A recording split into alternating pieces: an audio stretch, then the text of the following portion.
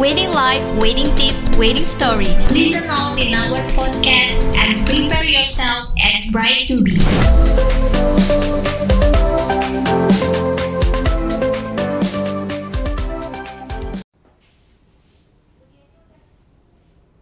Hai dears, apa kabar nih semuanya? Semoga kita semua sehat selalu ya. Nah, di sore hari ini kita akan bertemu lagi dengan salah satu expert di acara kita Talk with Expert dengan tema mengelola keuangan bagi pasangan muda yang part 2. Jadi bagi kalian yang kemarin udah udah ada di part ke-1, nah ini lanjutannya gitu. Mungkin kalian bertanya-tanya, kira-kira bakalan ngomongin apa lagi ya kita sama narasumber yang sore hari ini. Oke, sebelumnya ini kita mungkin tunggu beberapa viewers lagi nih ya yang gabung di kita. Oke, mungkin kalian juga bertanya-tanya nih, wah kira-kira siapa ya yang menjadi narasumber di sore hari ini. Oke, narasumber di sore hari ini kita kedatangan expert dari Zap Finance. Pasti dong kalian semua udah pada tahu Zap Finance itu merupakan salah satu financial planner terpercaya ya, yang memang udah expert banget di bidang perencanaan keuangan gitu. Oke, ini mungkin bisa di-mention nih kalau misalkan kalian ada pertanyaan, itu bisa langsung tulis aja di komentar, di kolom komentar. Kira-kira mau nanya apa nih terkait dengan mengelola keuangan bagi para pasangan muda. Oke. Nah, dari ini udah ada.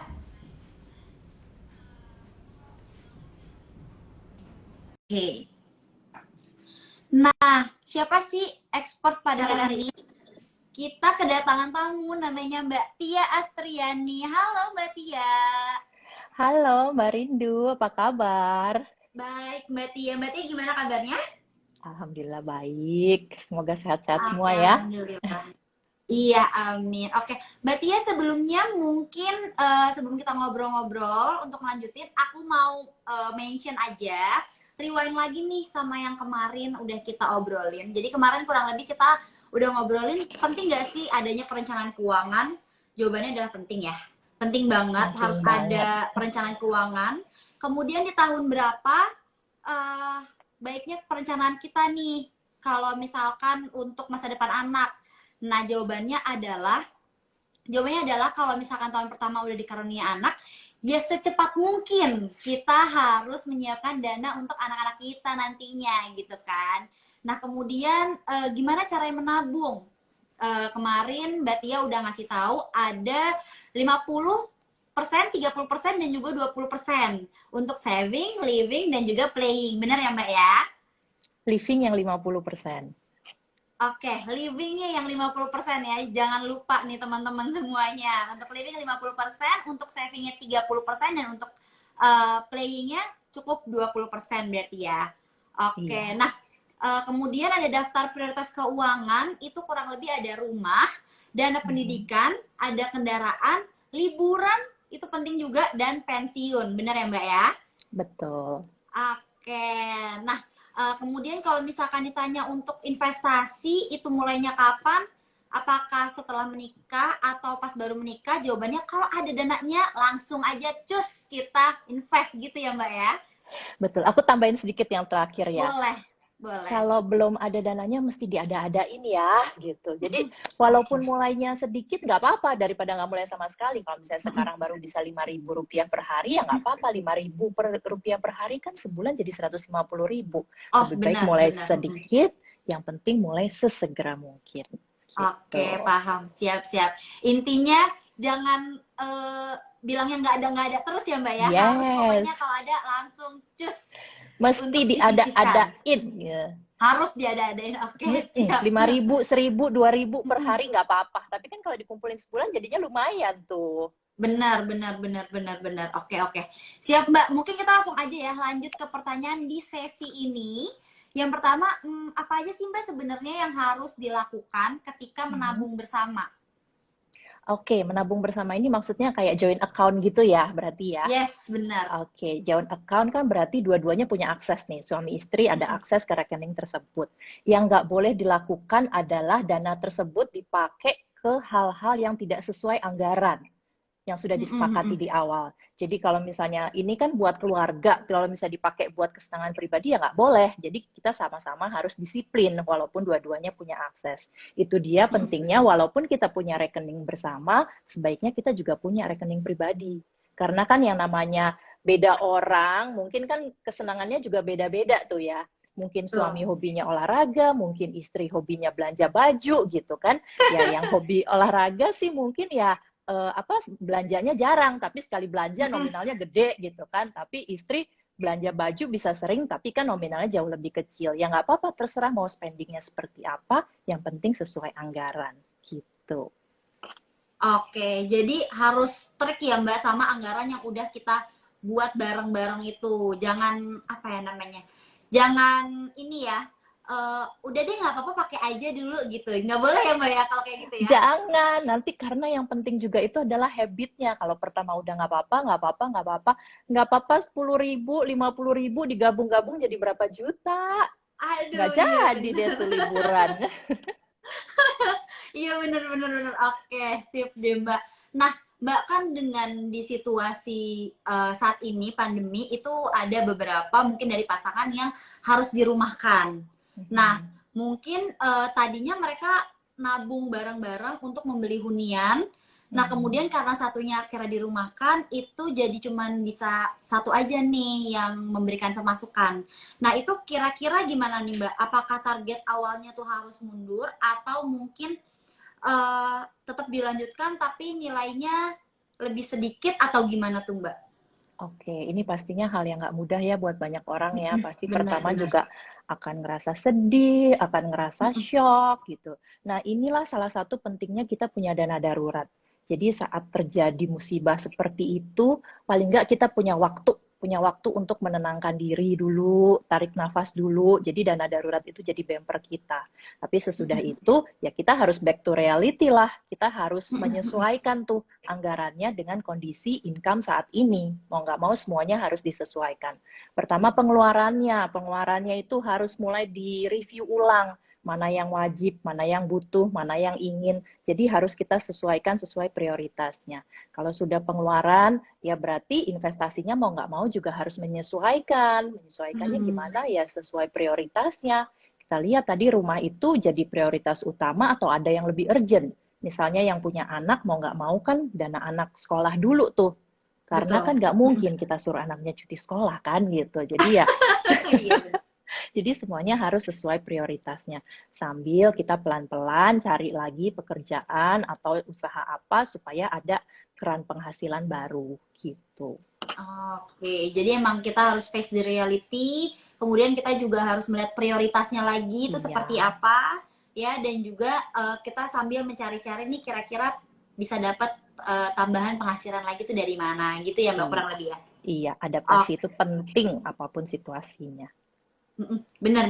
Nah Mbak, aku mau nanya nih, kalau misalkan nih kita kan udah menikah, itu pasti dong kita menikah nggak cuma sama pacar kita doang gitu, atau suami kita doang, atau istri kita doang, tapi juga ada keluarganya mereka.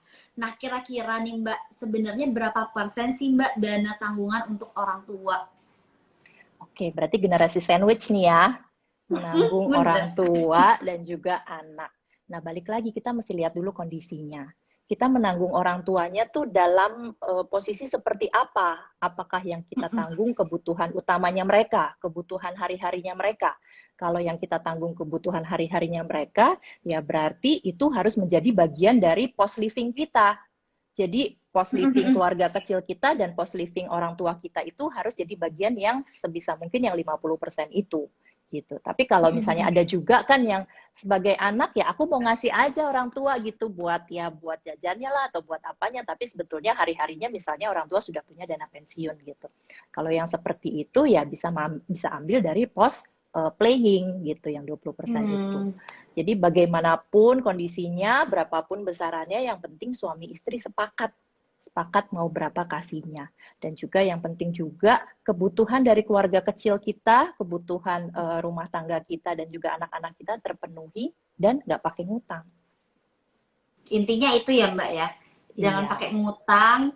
Terus tadi dilihat dulu memang covernya untuk orang tua itu untuk living kah, atau mungkin memang oh ya udah nggak apa-apa aku mau kasih aja untuk jajan dan segala macam gitu ya Mbak ya. Iya. Oke, sip. Nah, selanjutnya nih Mbak, ini kan banyak pasangan muda nih. Nah, biasanya untuk pasangan muda kadang-kadang ini suka pada debat nih Mbak, masalah ini kita mesti beli rumah dulu atau beli mobil dulu ya gitu. Kalau misalkan beli rumah, tapi kan masih ada rumah keluarga gitu. Kalau misalkan beli mobil, kan bisa buat kerja. Nah, itu gimana tuh Mbak? Kalau ada perdebatan kayak gitu. Itu perdebatan yang masih ada sampai sekarang ya, dari biasanya tuh lintas generasi pemikirannya beda-beda tuh, antara generasi milenial, generasi X, Y, atau apapun itu biasanya punya pandangan sendiri-sendiri gitu ya. Biasanya aku kalau ditanya seperti itu, aku akan tanya balik. Nah, kira-kira mau kerjanya sampai usia berapa? Gitu. Nah, di Indonesia ini kan kalau misalnya karyawan, mereka punya usia pensiun gitu kan ya, biasanya sampai usia 55 tahun. Oke, nanti 56 tahun ke atas mau tinggal di mana? Masih bisa tinggal di rumah keluarga? Atau itu rumah keluarga udah dibagi-bagi lagi gitu? Atau mau tinggal di rumah sewa? Mau tinggal di rumah sewanya sampai kapan? Kan kita udah nggak berpenghasilan nih. Sedangkan kan biaya untuk sewa itu biasanya lumayan besar dan pasti gitu ya, pasti harus kita bayar. Beda dengan kalau misalnya pengeluaran buat makan. Kalau pengeluaran buat makan, oke, kalau misalnya tabungannya tipis ya udahlah, menunya diganti, yang penting kita makan 3 kali sehari gitu. Tapi kalau sewa kan ya sewanya setahun 50 juta ya harus dibayar 50 juta, nggak bisa dikurangin juga gitu kan. Betul. Kira-kira nanti di usia senja siap nggak kalau sampai diusir sama yang punya rumah? Kan kita nggak tahu, yang punya rumah tuh mungkin punya rencana mau dijual atau mau ditempati sama anaknya. Nah, jadi kan ada kemungkinan kita diusir. Dan satu lagi yang teman-teman harus ingat, rumah itu adalah aset yang semakin lama itu semakin naik nilainya. Sedangkan mobil atau kendaraan itu adalah aset yang semakin lama semakin turun nilainya. Jadi semoga hal-hal seperti itu bisa jadi pertimbangan sama buat masing-masing gitu loh. Kan masing-masing pastinya punya jawaban masing-masing juga gitu. Oke, sip Mbak. Berarti ya kembali lagi ya dari keadaan masing-masing orangnya seperti apa, masing-masing pasangannya seperti apa, dan melihat juga dari kebutuhan. Tapi yang perlu di-note adalah yang tadi, kalau rumah itu nilainya akan semakin lama semakin tinggi, tapi untuk mobil itu semakin lama justru malah semakin rendah, gitu ya Mbak ya? Iya, betul itu yang perlu banget. di-note tuh, biar pas diskusi bisa lebih gimana ya? Ini ada loh poin pentingnya nih, kita mau kemana nih ya kan? Iya, dan buat kita kira-kira yang penting yang mana tuh? Apa kira-kira mau belinya mobil van aja, jadi tinggalnya di situ juga? Oh, bener juga ya Mbak. Iya bener. Oke.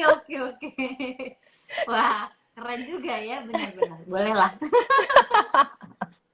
Oke, Mbak, kita lanjut ke pertanyaan dari para viewers kita nih Mbak. Ada beberapa pertanyaan nih lumayan banyak. Ini dari Nurjanah Mari 0.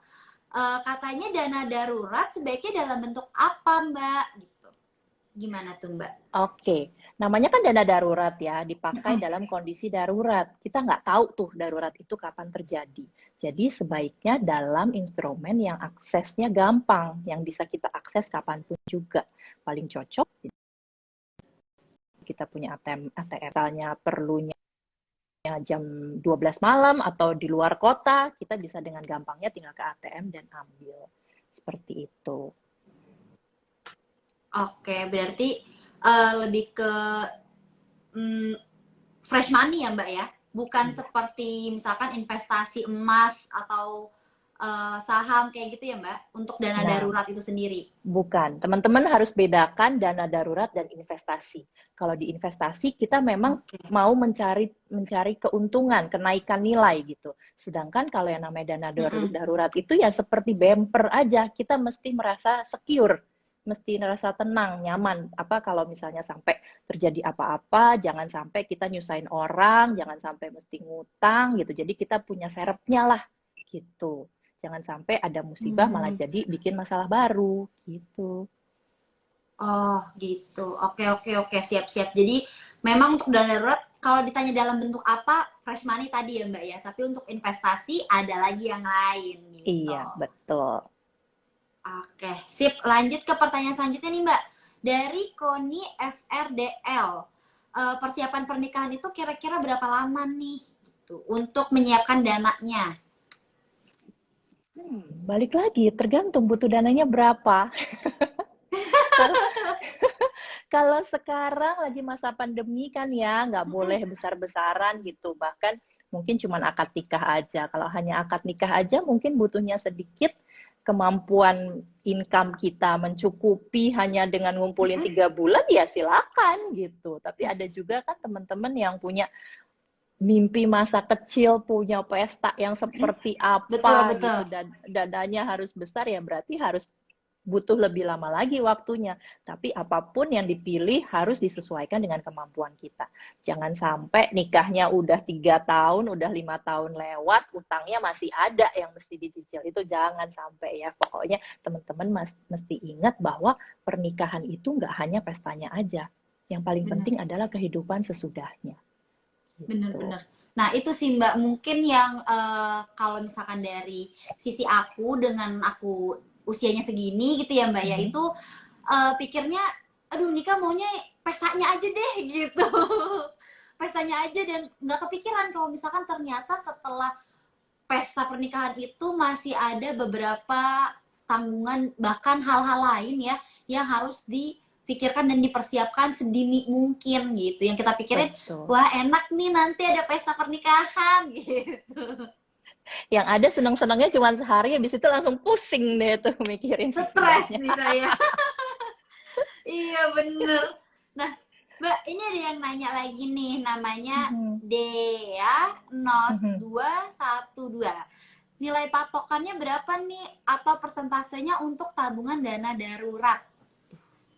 Persentase Untuk untuk dana dana darurat. Oke, dana darurat itu acuannya itu dari pengeluaran bulanan kita, pengeluaran dasar bulanan. Jadi yang basic lah, nggak termasuk pos-pos playing itu. Jadi yang living 50% misalnya itu ya. Nah, biasanya itu tergantung kondisinya, ini sekarang masih single, apakah sudah punya tanggungan. Kalau masih single bisa 3 sampai 6 kali pengeluaran. Tapi kalau misalnya sudah berkeluarga, sebaiknya 6 sampai 12 kali pengeluaran kita. Oke. Siap, siap, siap.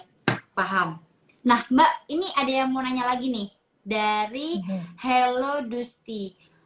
Memang kalau mau nikah pisah nyicil ya? Minjem bank gitu maksudnya gimana tuh, Mbak? Kalau bisa, jangan ya, Mbak ya, berarti? Iya, jangan dong. Nanti kalau udah nikah, terus tinggal sisa nyicilnya doang dong. Oh iya, Padahal sesudah nikah tuh masih ada tuh tujuan berikutnya tuh, mau tinggal di mana. Terus kalau langsung punya anak, nanti anaknya sekolah di mana. Terus nanti benar. hari-harinya gimana. Kan nggak mungkin numpang orang tua terus. Kalau udah pisah kan berarti kita mulailah tuh keluarin biaya maintenance, apa-apa itu bulanan, listrik, makan, dan segala macamnya. Jangan sampai masih berat nyicil biaya pernikahan, tapi sudah ada banyak kebutuhan yang udah ngantri tuh di depan yang minta dibayar. Nah, itu yang bahaya banget. Jangan sampai kejadian seperti itu. Berarti kalau bisa ini untuk dana pernikahan tuh bener-bener di set sedemikian rupa agar tidak membebani untuk kehidupan setelah menikah nantinya gitu ya Mbak ya? Iya, betul. Sebisa mungkin ya sesuai kemampuan kita. Kalau sekarang bisa bikin pestanya 100 juta, ya udah bikin pesta seperti itu. Kan sekarang juga makin kreatif ya, bisa apalah bikin yang bisa murah meriah gitu. Banyak juga temen yang bisa bantu. Nah, itu kan bisa juga ngurangin biaya tuh. Oke, sip. Paham. Nah, ini anyway untuk para viewers yang mau bertanya langsung aja tulis di kolom komentar ya. Nanti akan dipilih dan dijawab langsung oleh expertnya, yaitu Mbak Tia. Ini ada lagi nih Mbak yang mau nanya. Wow, banyak juga ya yang mau nanya. ini dari Ramasinta _wedding. Kak, gimana kalau kita punya usaha yang membutuhkan mobil, sedangkan kita juga belum punya rumah? Kira-kira mana dulu nih Mbak yang kita utamakan, mobil atau rumahnya? Oke, buat teman-teman yang punya usaha, penting banget untuk misahin keuangan usaha sama keuangan pribadi. Jadi kalau misalnya Oke. mobil itu diperlukan untuk usaha, berarti mobil itu ya jadi tanggungannya usaha. Dia jadi modalnya usaha, tapi segala pengeluarannya juga menjadi cost-nya usaha itu. Gitu. Jadi boleh kalau misalnya mau ambil mobil, asalkan usaha itu memang bisa membiayai segala pengeluarannya. Kalau masih nyicil ya bisa ngebiayain cicilannya. Jadi jangan sampai yang mobil buat usaha, nyicilnya masih ngambil dari keuangan rumah tangga. Oke. Jadi memang harus dipisahkan ya Mbak untuk yang bisnis dengan untuk yang kebutuhan rumah tangga. Berarti kalau untuk Iya, yang rumah tinggal itu lebih ke untuk rumah tangga aja gitu ya. Untuk yang iya, mobil itu betul. bisa diputar melalui eh, uang bisnis tadi gitu ya. Iya, betul. Sebetulnya sekarang ini kan juga teman-teman udah banyak kemudahan ya. Kalau dulu kan kita delivery, kita harus sediain sendiri armadanya gitu kan. Kalau sekarang kan dengan segala macam apalah yang ada itu yang online-online dan segala macam itu kan sebenarnya kita bisa yang cost-nya itu yang per transaksi aja gitu kan. Betulnya, mobilnya itu misalnya Tiap hari jangan sampai di memungkinkan untuk beli mobilnya, mungkin sementara ya setiap ada orderan, ya kita mau nggak mau sewa gitu. Sampai akhirnya memang mampu untuk membeli mobilnya sendiri. Dan itu nantinya akan jadi modal dari usaha itu. Oke, paham. Ini Mbak ada pertanyaan lagi dari Capture Your Camera. Ih, seneng deh viewersnya aktif-aktif banget. Coba dong yang mau nanya bisa langsung tulis di kolom komentar. Dari Capture Your Camera. Kak, kalau misalkan ada dua pilihan. Mendingan lunasin cicilan atau uangnya fokus aja ke tabungan. Gimana tuh Mbak? Oke, balik lagi. Cicilannya itu cicilan utang apa ya? Jadi kan Oke utang tuh itu kan ditanya ada lagi dua tuh. hal tuh. Utang itu kan ada dua hal tuh. Ada yang utang jahat, ada yang utang baik. Utang jahat tuh yang konsumtif gitu, barangnya juga nggak ada gitu kan. Nah kalau ini ya wajib kita lunasin dulu. Tapi kalau utangnya itu misalnya utang beli rumah, atau misalnya utang yang buat keperluan usaha, nah selama cicilannya masih di bawah 30% ya kita nggak apa-apa, paralel dengan si menabung atau investasinya itu. Tapi kalau misalnya udah di atas 30% ya berarti harus dilunasi dulu sebagian. Jadi teman-teman mesti tahu dulu, ini cicilannya cicilan buat apa. Oke, I see. Ini pertanyaan terakhir ya dari para viewers. Dari M. Wildan Faris. Kalau masih single dengan penghasilan UMR di Surabaya, bagaimana sih Mbak memisahkan tabungan dana pernikahan? Oh, mungkin ini sebelum nikah dengan dana setelah menikah. Nah, itu gimana tuh Mbak?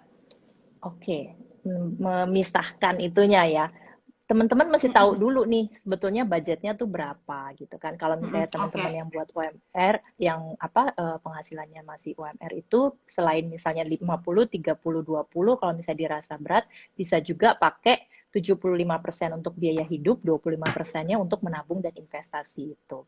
Nah, terus nanti biaya pernikahan dan biaya sesudah menikahnya itu bisa ambil dari yang 25% itu. Kira-kira dilihat tuh pernikahan berapa, sesudah menikah tuh yang jangka pendeknya perlunya berapa. Jadi dari 25% itu dibagi menjadi 2 kantong itu. Kalau bisa sih dibedain rekeningnya. Jadi supaya nggak nyampur tuh, supaya nggak tergoda kepake juga untuk hal lainnya gitu kan. Karena kan Karena kan kadang-kadang sebetulnya mikirnya, ini udah masih lama nih biaya setelah menikah, udahlah saya pakai yang itu dulu gitu. Kadang-kadang suka ngeliat dari nah situ. itu dia godaannya itu kan ya lebih besar gitu. Padahal kan sebenarnya biaya pernikahan itu juga sesuatu yang masih fleksibel juga, masih bisa kita atur-atur, nggak wajib sekian gitu kan, tapi bisa diatur-atur gimana enaknya gitu. Oke, sip deh nih. Karena waktu kita sudah habis, aku mau ngerangkum dulu nih dari pembicaraan di sore hari ini bersama dengan Mbak Tia.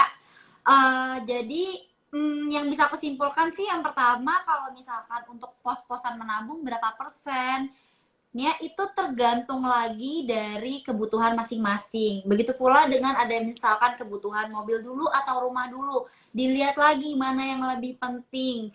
Dan juga harus dipikirkan juga nih ke depannya. Dan diingat kalau rumah itu dia nilainya semakin tinggi dan untuk mobil itu nilainya justru malah semakin rendah untuk ke depannya. Jadi mungkin bisa lebih dipikirkan matang-matang dan diskusikan lebih panjang ya mengenai hal itu. Dan juga didiskusikan nih terkait dengan tabungan bersama itu memang untuk apa sih kita membutuhkan tabungan bersama ini agar nantinya untuk kebutuhan-kebutuhan lain nggak langsung main diambil-ambil aja gitu. Jadi tetap masih on track tapi kita semua masih punya dana sendiri untuk kedepannya gitu. Kalau dari Mbak Tia sendiri kira-kira apakah ada pesan untuk para viewers kita mengenai perancangan keuangan? Perjalanan keuangan, memasuki kehidupan pernikahan itu sesuatu journey baru ya, dan pastinya akan banyak ada kesenangan, ada juga tantangan. Jadi kalau kita punya persiapan, pastinya akan lebih baik. Berapapun kemampuan kita, sebaiknya kita mulai sesegera mungkin. Lebih baik mulai sedikit, tapi sesegera mungkin. Start small, lebih baik now. mulai sedikit, tapi sesegera mungkin. Bener banget tuh. Iya. Oke, itu yang harus di-note ya para viewers. Oke deh, thank you banget ya Mbak Tia atas waktunya. Semoga Mbak Tia selalu diberikan kesehatan ya Mbak. Dan semoga kita bisa ketemu lagi ke depannya Mbak, membicarakan tentang perencanaan keuangan yang lain nih. Siap. Sehat-sehat juga buat Rindu dan timnya semuanya ya. Iya, juga buat teman-teman terima kasih semua. banyak. Oke, terima kasih banyak juga untuk para viewers yang udah meluangkan waktu untuk menonton IG Live dari Wedding Market Talk with Expert bersama dengan Zap Finance. Thank you Mbak Tia. See you ya. Sama-sama. Bye. Bye. Wedding life, wedding tips, wedding story. Listen all in our podcast and prepare yourself as bride to be.